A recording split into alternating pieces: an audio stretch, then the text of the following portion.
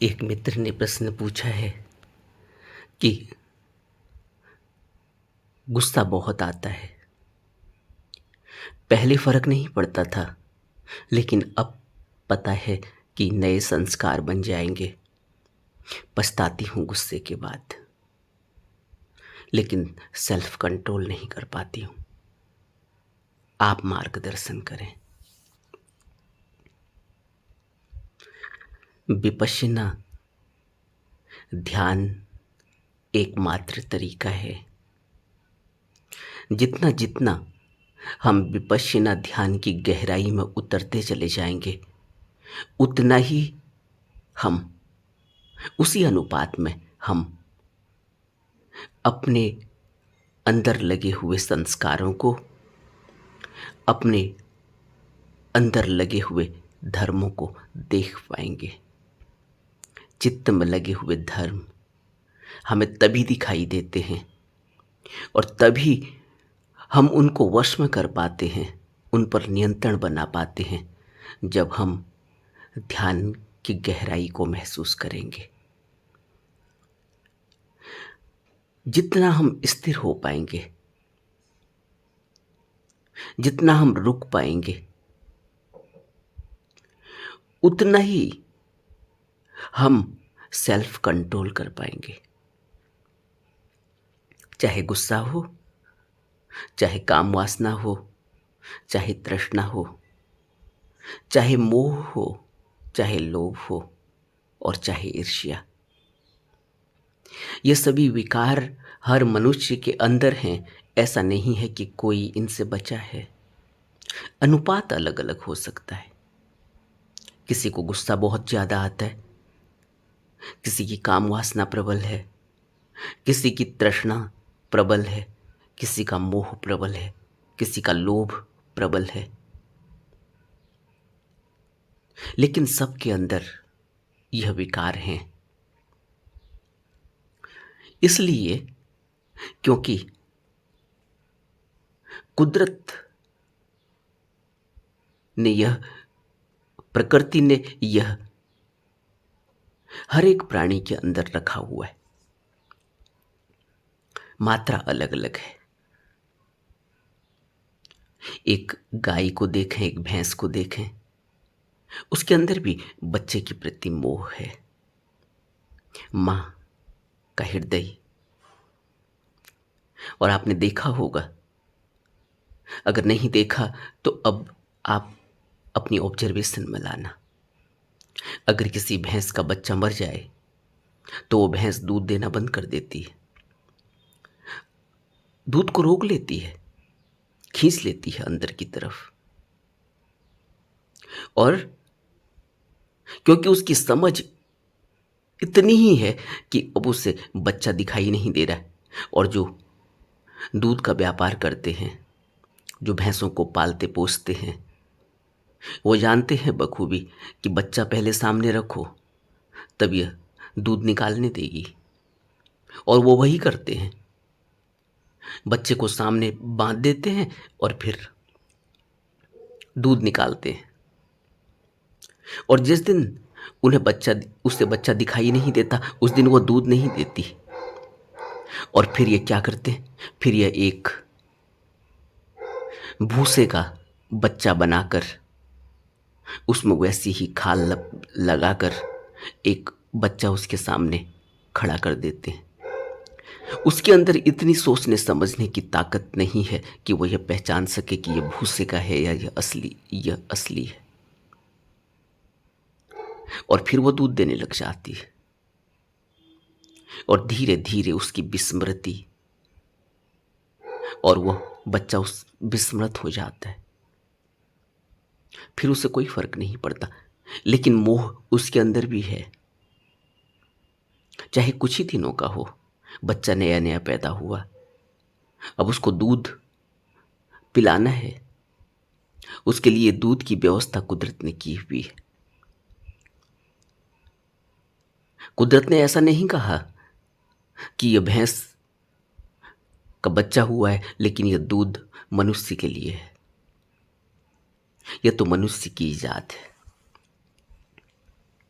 लेकिन माँ का हृदय वहाँ भी है, लेकिन कुदरत की व्यवस्था वहाँ भी है। इतना मोह उस प्राणी के अंदर भी है।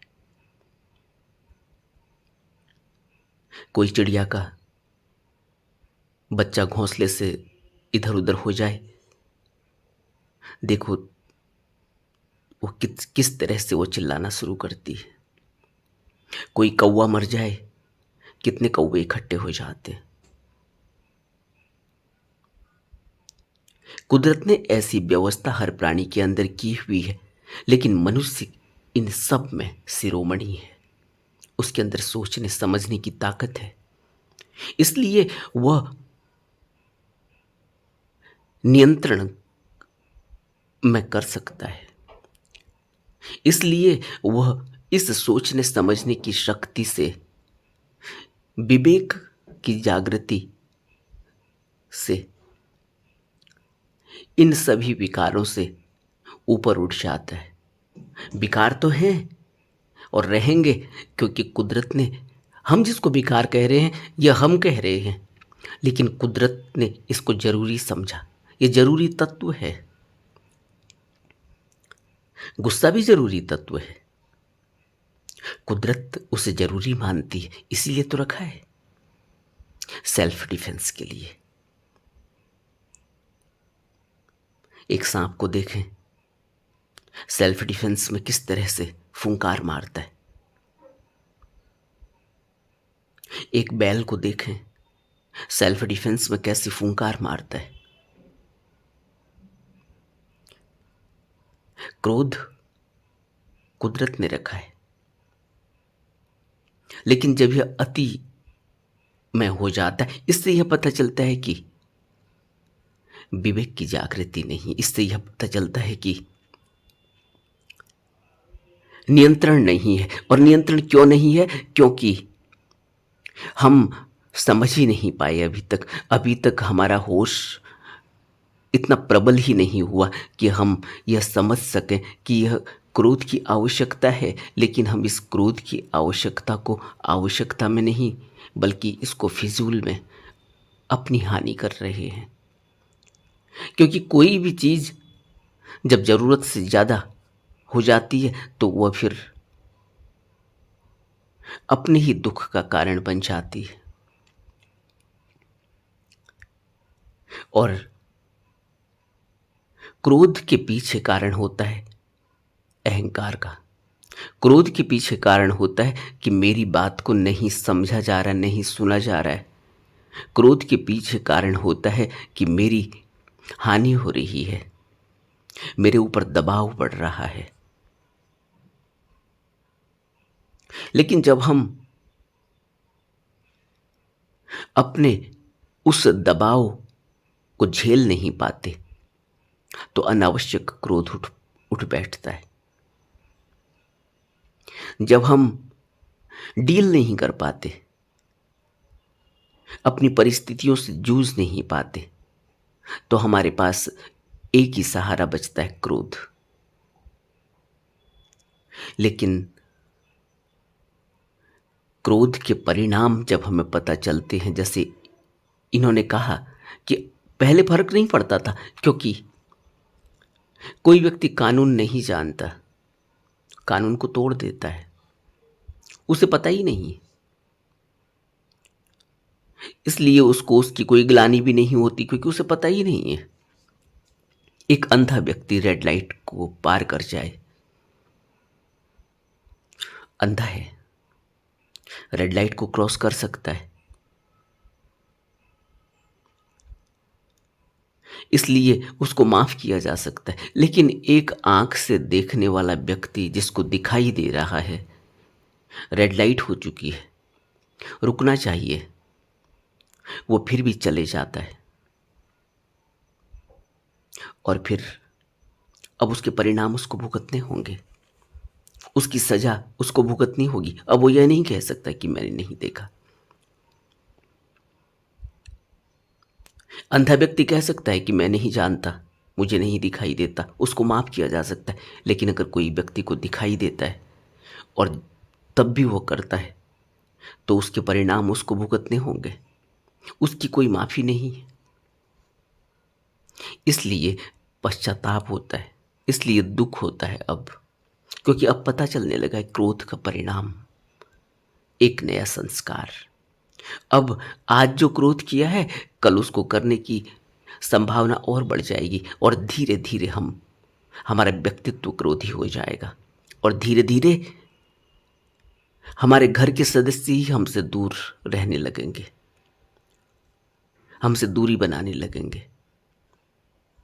आज माँ-बाप की एक बहुत बड़ी पीड़ा है कि उन्होंने अपने बच्चों के साथ अगर इस तरह का व्यवहार किया, जो वह अपने दबाव को झेल नहीं पाए, जूझ नहीं पाए अपने उत्तरदायित्वों से और उन्होंने क्रोध किया, अपनी फ्रस्ट्रेशन, अपना दुःख बच्चों पर निकाल दिया या किसी और पर निकाल दिया, घर के सदस्य पर। बच्चे तो उस समय उनके पास कुछ भी नहीं, उनके पास और कोई सहारा नहीं, कोई रास्ता नहीं, सहन करते हैं, विरोध भी करते हैं, लेकिन विरोध भी गुस्से में ही करेंगे, लेकिन कितना करेंगे? थोड़ी देर में फिर ठीक हो जाते, क्योंकि रहना तो वहीं है। लेकिन जैसे-जैसे बड़े होने लगते हैं, जैसे-जैसे अपने पाँवों पर खड़े होने लगते हैं, जैसे-जैसे इंडिपेंडेंसी आती है, वैसे ही वो फिर दूर होने लगते हैं, क्योंकि अब उन्हें पता है कि बाप का यह व्यक्तित्व बन चुका है। बाप ने बहुत गुस्सा किया है, माँ ने बहुत गुस्सा किया है, आदतन है और अब ज़्यादा नज़दीक रहना ठीक नहीं, क्योंकि फिर कुछ कहा-सुनी हो जाएगी, फिर आपा कोई खो देगा और फिर बात बढ़ जाएगी। तो बेहतर है कि थोड़ा दूरी बनाकर रखी जाए और धीरे-धीरे ऐसा व्यक्तित्व अलग-थलग पड़ जाता है, बिल्कुल ही अकेला पड़ जाता है। उम्र के एक पड़ाव में आते-आते वह अपने को अकेला पाता है, लेकिन अब कुछ किया नहीं जा सकता, अब क्या करेंगे? और फिर वही बात अपने ही परिवार के सदस्यों पर थोप दी जाती है कि अब हमारा कोई सहारा नहीं, कोई हमें पूछता नहीं। इसलिए समझने की कोशिश करें कि जीवन अगले पल शायद न हो, इसलिए इसको बहुत ही सुलझे हुए व्यक्तित्व के साथ जीना चाहिए। सबसे ठीक से व्यवहार करना चाहिए। गलतियाँ सबसे होती हैं, लेकिन इसका मतलब यह नहीं कि हम उसके सर पर ही चढ़ जाएँ। अगर हमारा ऐसा व्यक्तित्व है, तो आज नहीं तो कल हमें उसके परिणाम भुगतने होंगे और वो परिणाम बहुत भयावह होने वाले हैं। गुस्से वाला व्यक्तित्व बिल्कुल ही अकेला पड़ जाता है। एक स्थिति आती है कि कोई उसके नज़दीक नहीं होता। और अगर विपश्यना करेंगे, आनापानसति इसीलिए कारगर है कि आनापानसति में हमें स्थिरता मिलती है। हमारा मन रुकना सीखता है और रुक कर देखना सीखता है और उस रुक कर देखने से ही अपने अंदर अपने विकारों को देखा जा सकता है। तो मैं यही कहूँगा कि ज़्यादा से ज़्यादा अपने ध्यान की साधना को बढ़ाना चाहिए। ज़्यादा से ज़्यादा अपने अंदर झाँकने की कोशिश करनी चाहिए। ज़्यादा से ज़्यादा अपने मन को स्थिर रखना चाहिए। उसके लिए सिर्फ़ आनापानसति ही होगी, क्योंकि आनापानसति से ही हम अपने आती-जाती साँस को एक दृष्टा भाव से देखकर अपने मन को रोकने की कोशिश करते हैं। रोकने में ही वह समस्त विकार अपने अंदर से दिखाई देते हैं, अपनी कमियाँ दिखाई देती हैं। और जिसने रोकना सीख लिया, जिसने अपने को देखना सीख लिया, वह संयमी हो जाता है। फिर उसे पता चलता है कि मैं किस बात के लिए गुस्सा कर रहा हूँ। लेकिन जो इन्होंने पूछा है कि सेल्फ कंट्रोल ही नहीं रह जाता, इससे यह पता चलता है कि अभी ध्यान बहुत कच्चा है, बहुत कच्चा है। और ऐसा नहीं है कि ये ध्यान के बारे में नहीं जानते। आनापानसति तो बिल्कुल ही बच्चों का खेल है। आनापानसति में, क्योंकि ध्यान में तो वैसे भी कुछ नहीं करना होता और आनापानसति में तो कुछ भी नहीं करना होता। यह कुछ भी नहीं करना इतना मुश्किल हो रहा है। करने में कोई दिक्कत नहीं है। अगर कुछ करना ही पड़ जाए तो कोई दिक्कत नहीं, क्योंकि पूरे जीवन भर करने की आदत पड़ी हुई है। कुछ तो करो, कुछ नहीं तो घास ही साफ करने लग जाओ, कुछ नहीं तो बर्तन ही साफ करने लग जाओ, कुछ नहीं तो घर का कूड़ा कबाड़ा ही साफ करने लग जाओ। कुछ तो करो। और अगर कोई कहे कि नहीं कुछ मत करो, चुपचाप बैठ जाओ एक कुर्सी में, तो दिक्कत होने लगती है। क्यों? क्योंकि अब क्या करें? अब मन कहता है कुछ करो। इसीलिए इस मन को काल का एजेंट कहा जाता है, क्योंकि यह कहेगा कुछ करो, नहीं तो मैं तुम्हें ही खाऊंगा। एक फकीर के साथ ऐसा ही हुआ। वह अपने मन को साधने की साधना करते थे। एक दिन उनका मन उनके सामने आकर खड़ा हो गया। बोला तुम कुछ करो, तुम मुझे कुछ काम दो, अगर मुझे कुछ काम नहीं दोगे तो मैं तुम्हें ही खाऊंगा। फकीर कहते हैं कि भाई मैं कोई काम नहीं है मेरे पास, तुम चुपचाप बैठो। वो कहते नहीं, मुझे कुछ काम दो, नहीं तो मैं तुम्हें खाऊंगा। तो उन्होंने कहा फिर ठीक करो, तुम ऐसा करो, इस पेड़ पर चढ़ो फिर नीचे उतरो, फिर पेड़ पर चढ़ो फिर नीचे उतरो, और जब तक मैं तुमसे रुक जाओ ना कहूं तब तक मत रुकना। वो अब देखते रहे अपने मन को। वो मन पेड़ में चढ़ता फिर नीचे उतरता, फिर पेड़ में चढ़ता फिर नीचे उतरता, फिर पेड़ में चढ़ता फिर नीचे उतरता, और वो देख रहे हैं। ऐसे ही कहते हैं कि वो फकीर सिद्ध हो गए। वो कहते हैं मैं सिद्ध इसीलिए हो गया, मैं मन को देखता रहा, क्योंकि मन कहता है मुझे कुछ करने को दो, नहीं तो मैं खाऊंगा। तो मैंने कहा भाई ठीक है, तुम यही करो, पेड़ में चढ़ो और उतरो। और मैं और मैं देखते रहा। और बुद्ध भी हमसे यही कह रहे हैं कि तुम कुछ मत करो, तुम देखते रहो बस। सांस आई तुमने देखी, सांस गई तुमने देखी, सांस आई अंदर, पूरे शरीर में क्या हलचल हुई तुमने देखा, सांस बाहर गई क्या शरीर में हलचल हुई तुमने देखा। तुमने अपनी तरफ से न सांस ली न अपनी तरफ से सांस छोड़ी, तुम यही करते रहो। एक दिन तुम सिद्ध हो जाओगे। एक दिन स्थिरता आ जाएगी, तब दिखाई देगा कि गुस्सा हो रहा है, तब पता चलेगा कि यह गुस्सा क्यों हो रहा है, यह गुस्सा मुझे ही खा रहा है। फिर तुम कहोगे कि चलो गुस्सा हो रहा है, तो गुस्से को कहोगे कि चलो तुम यह काम करो, तुम्हें गुस्सा ही करना है तो फिर ठीक है, पेड़ में चढ़ो और उतरो, पेड़ में चढ़ो और उतरो, और देखते रहो अपने गुस्से को, तुम सिद्ध हो जाओगे। लेकिन हम यह नहीं करते। जब कुछ भी नहीं करना है तो हम बहुत कुछ करना चाहते हैं, और बुद्ध कह रहे हैं तुम कुछ मत करो। हमें यह बात हम सबसे मुश्किल हो गई है हमारे लिए। अगर बुद्ध कुछ करने को कहते तो कितनी मुश्किल हो जाती। फिर तो कहते कि बुद्ध ही कर सकते थे, हम क्या करें, हमारे तो बस की ही नहीं है, बुद्ध ही कर सकते थे। और तो यही तो कहते हैं, बुद्ध ने गृह त्याग दिया, दृढ़ संकल्प लिया। वो कहते हैं कि बुद्ध ही कर सकते थे घर का त्याग, क्योंकि वह तो राजा थे, उनको क्या कमी थी, हम भी राजा बन जाएंगे तो हम भी छोड़ देंगे। और बुद्ध के जैसा दृढ़ संकल्प की बात करो तो कहेंगे बुद्ध ही दृढ़ संकल्प कर सकते थे, क्योंकि वो बुद्ध थे। हम कहाँ दृढ़ संकल्प करेंगे, हम तो गृहस्थी हैं, संसारी हैं। और दृढ़ संकल्प इनका बाकी कामों में पूरा रहता है, लेकिन दृढ़ संकल्प अगर इनसे कहो कि साधना के लिए दृढ़ संकल्पित हो जाओ, तो तब ये कहेंगे कि यह तो बुद्ध ही कर सकते थे, क्योंकि वो बुद्ध थे, वो तो भगवान थे।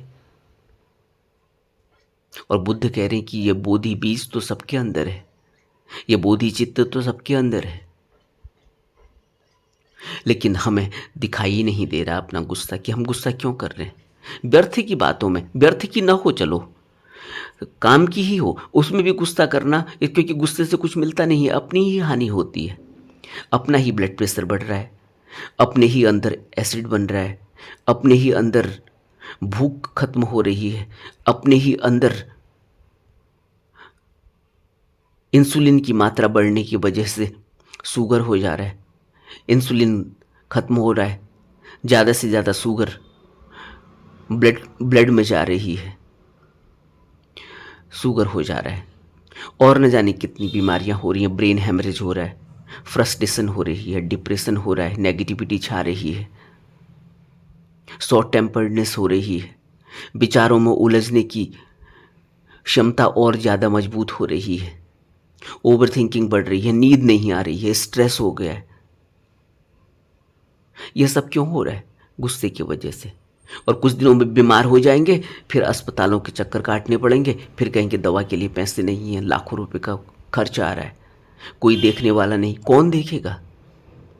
जब हमारी यह हालत होगी, जब हम किसी पर भी चढ़ जाएंगे व्यर्थ की बात के लिए या बेवजह, बिल्कुल ही नगण्य बात पर, तो क्या हम यह समझते हैं कि कोई हमारा साथ देगा? और कितनी देर तक देगा? और जब अपना शरीर साथ छोड़ देगा, तो क्या हम यह सोचते हैं कि कोई हमारा साथ देगा? कोई हमें चाय पिला कर देगा? कोई हमारे लिए हमारा बिस्तर लगा कर देगा? कोई हमारे कपड़े धो कर देगा? कोई हमें खाना बना कर देगा? कितना धन है हमारे पास इतने नौकर चाकर रखने के लिए? फिर नौकर चाकरों से भिड़ जाएंगे, ये खराब हो गया, ये साफ नहीं हुआ, तो खाना ऐसा ही बना दिया, नमक ज़्यादा हो गया, चीनी कम हो गई, खाना बनाना नहीं आता है। फिर उसी पे भिड़ जाएंगे। यही तो होता है। काम वाली आती है घर पर, अब एक और सदस्य आ गया घर में, अब और मज़ा आएगा, अब और फ्रस्ट्रेशन सारी अपनी भड़ास निकालो उस पर। अब काम वाली पर भड़ास निकालते देखते रहते हैं कि क्या कर रही है, कहाँ पर गलत कर दिया, कहाँ पर उसके, अब उसके नुक्स निकालने हैं। टाइम पर आना भी है उसने, टाइम पर जाना भी है उसने, हम कुछ नहीं करेंगे और हमारा वजन बढ़ रहा है, हमारे ऊपर और सारी बीमारियां घर कर रही हैं, लेकिन हम खुद काम नहीं करेंगे, हम करवाएंगे। लेकिन जैसे घर के सदस्यों पर नज़र बनाकर सास बहू को देखती रहती है, बहू सास को देखती रहती है, माँ बच्चों को देखती रहती है कि कब ये क्या कर रहे हैं, कब इनको टोकूं, कब इनको थोड़ा सा डांट फटकार करूं, क्योंकि सुबह से लेकर शाम तक कहीं ना कहीं नुक्स निकालना है। तो अब एक और सदस्य आ गया घर में, 1 घंटे के लिए आया हो, चाहे आधे घंटे के लिए ही आया हो, अब उसके काम में नुक्स निकालने। ये बर्तन साफ नहीं हुआ तो ये नहीं हुआ तो वह नहीं हुआ, यहाँ झाड़ू नहीं लगा, यहाँ जाले लगे ही रह गए, तुम आधा अधूरा काम करती हो दिन भर। अब उसकी गलतियों को देखते रहना और दूसरे दिन आकर फिर उस पर चढ़ जाना। अब एक और मौका मिल गया, अब अपना टाइम पास हो रहा है। इस तरह से लोग टाइम पास करते हैं। लेकिन जैसे इन्होंने कहा कि तब पहले कोई पता भी नहीं चलता था, कोई प्रायश्चित नहीं था। क्यों? क्योंकि ऐसे आदमी को तो पता ही नहीं है कि वो अपने संस्कारों के बीच कैसे बो रहा है। लेकिन जो थोड़ा सा भी ध्यान साधना में आया, जिससे थोड़ा सा भी बुद्ध के उपदेशों की भनक जिसके कानों में पड़ी है, जिसके कानों में गूंज गई है कोई ध्वनि बुद्ध के उपदेशों की, जिसने थोड़ा सा साहस किया साधना के पथ पर बढ़ने का, अब वह बेचैन हो उठेगा। अपनी गलतियों पर भी उसको पश्चाताप होगा, बेचैनी होगी, और न करने की भी बेचैनी होगी कि अब वो साधना नहीं कर पा रहा है। यह और बड़ा भारी बोझ हो गया है यह, कि एक तो कर नहीं पा रहे हैं ध्यान साधना, और दूसरा अगर गलती होती है तो फिर पश्चाताप बढ़ता है। तो मैं तो यही कहूंगा कि बुद्ध ने तो बहुत ही साधारण सी बात कही। अगर यह याद हो कि जीवन बिल्कुल ही अनित्य है, अगर अनित्यता दिखाई देती हो, अगर अनात्मता का पता चलता हो कि मैं जैसा यहाँ कुछ भी नहीं, अगर अनित्यता दिखाई देती है कि यह जीवन क्षणभंगुर है, ऐसे ही जैसे बुद्ध कहते थे कि एक ओश की बूंद की तरह है, यह चमकता हुआ सा सीपी की तरह चमकता, मोती की तरह चमकती हुई ओश की बूंद सुबह सुबह के पहली रश्मि पड़ती है, पहली किरण पड़ती है, और थोड़ी ही देर में विलय हो जाता है उसका ज़मीन में, और फिर उसको खोज भी नहीं सकता कोई। कोई नहीं खोज सकता कि कहाँ गई वो बूँद। ऐसे ही हमें भी कोई नहीं खोज पाएगा, कहाँ गई वह बूँद। लेकिन अगर हमारा कर्म ऐसा होगा, अगर हमारे संस्कार ऐसे होंगे, अगर हमारे कृत्य ऐसे होंगे, तो कोई खोजना भी नहीं चाहेगा। और कभी जुबान पर अगर नाम भी आ गया तो मुंह से अपशब्द भी न निकले तो कोई बड़ी बात नहीं है। अगर अपशब्द निकले तो कोई बड़ी बात नहीं है, क्योंकि हमारी करनी ऐसी रही है, इसलिए पश्चाताप होगा ही। अगर समझ जगी है तो पश्चाताप होगा ही, लेकिन करनी करनी पड़ेगी। इसीलिए तो जो लोग बुद्ध के गुरुओं के उपदेश सुनते हैं, गुरुओं के सत्संग में जाते हैं, गुरुओं से दीक्षा ले लेते हैं, अगर न करें, बताई हुई विधि के अनुसार अगर साधना न करें, तो और पश्चाताप बढ़ जाता है। वो और विद्रोही हो जाते हैं, और ज़्यादा क्रोधी हो जाते हैं, और ज़्यादा शॉर्ट टेम्पर्ड हो जाते हैं। अभी एक मित्र ने प्रश्न पूछा था कि गुरु मंत्र का जाप भी करता हूँ, सुबह शाम ध्यान भी करता हूँ, पूजा पाठ भी करता हूँ, लेकिन फिर पूरे दिन मोबाइल खेलता हूँ, काम वासना में फंसा हुआ हूँ, झूठ बोलता हूँ, दूसरों को कहता हूँ झूठ मत बोलो, दूसरों को कहता हूँ काम वासना बुरी है। अब यह आदमी और दुखी रहने लगा है, क्योंकि इसने अब गुरु मंत्र ले लिया, अब इसने कोई गुरु बना लिया। अब वो गुरु तो बार बार आरे की सी नोक चुभाएगा, बार बार वो पिन पिन सा मारेगा, उसके उपदेश कानों में पड़ेंगे तो दर्द सा होगा सीने में। और अब न तो मरने जैसी स्थिति है, न जीने जैसी स्थिति है। इसीलिए वो मित्र लिखते हैं लास्ट में अपने प्रश्न के कि मैंने सोचा था कि गुरु मिल जाएगा तो कुछ अच्छा होगा, यहाँ तो उल्टा हो गया है। इसीलिए उल्टा हो गया क्योंकि अभी हम समझे ही नहीं। हमने सोचा था कि कोई ऐसी मैजिक वैंड, कोई ऐसी जादुई छड़ी होगी जिसको वो घुमा देगा सर पर और फिर सब कुछ बदल जाएगा। ऐसा नहीं होता, क्योंकि गुरु ने कितनी मेहनत करी है यह हमसे छिपा नहीं है। बुद्ध ने कितनी मेहनत करी है यह हमसे छिपा नहीं है। ये बुद्ध ने करके दिखाया, फिर हमें बताया, अपनी गलतियां भी बताई, और फिर यह भी कहा कि मैंने जो गलतियां की हैं वो तुम मत करना। मैंने बहुत ज़्यादा हठ योग किया, तुम मत करना। मैं तो शमशान घाट में सोया हूँ, मैंने तो मरे हुए मुर्दों का बिछोना बनाया है, तुम मत करना यह। मैंने तो खाना नहीं खाया, मैं बगैर खाना खाए मैंने अपनी हड्डियां गला दी, तुम यह मत करना।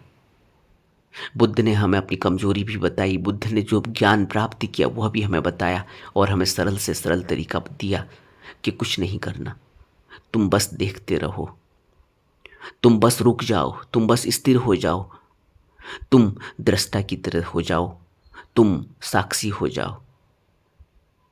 और यह नहीं हो पाता हमसे, क्यों? क्योंकि अभी अनात्मता का पता नहीं चला, अभी मृत्यु दिखाई नहीं दी अपनी। अभी तो यही लगता है कि दूसरे मर रहे, मैं थोड़ी मरूंगी, मेरी तो जिंदगी अभी बहुत बड़ी है।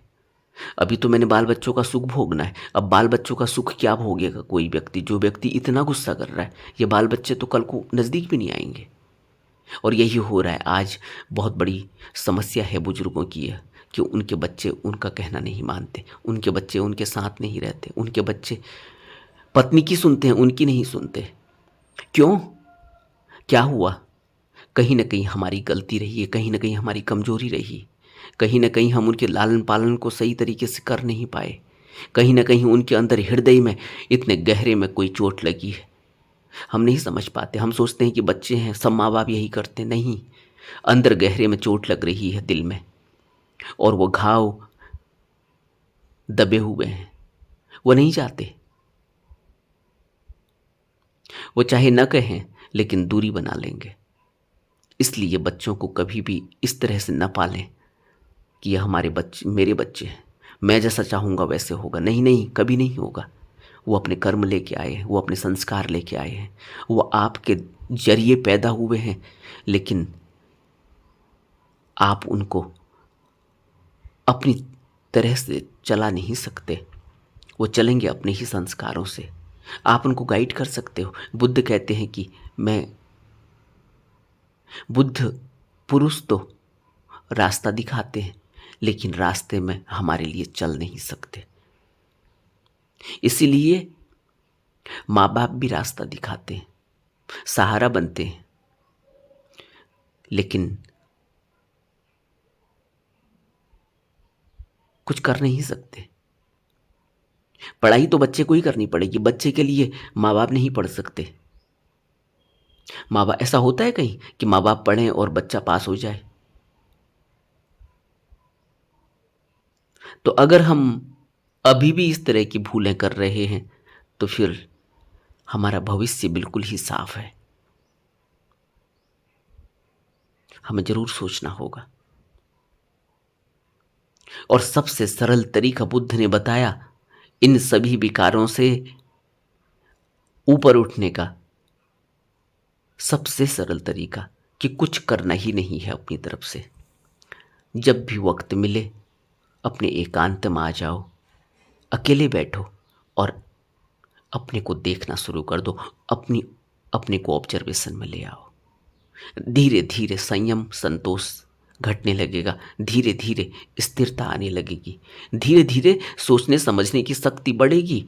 धीरे धीरे ये पता चलने लगेगा कि मैं जो गुस्सा कर रहा हूँ, ये गुस्सा तो बिल्कुल ही व्यर्थ है। ठीक है, उसने गलती कर दी, लेकिन गलती तो मैं भी करता हूँ, मैं भी करती हूँ। लेकिन मेरी गलती पर अगर कोई इस तरह से भड़क जाए तो मुझे कैसे लगेगा? लेकिन मैं भड़क सकती हूं, दूसरा नहीं भड़क सकता। क्यों? यह विचार पैदा होगा जब विवेक की जागृति होगी, और विवेक की जागृति होगी जब हम मन को स्थिर करेंगे। मन को स्थिर करने के लिए ध्यान करेंगे, और ध्यान, सबसे सरल ध्यान, चुपचाप बैठना और अपने को ऑब्जर्व करना। नमो बुद्धाय।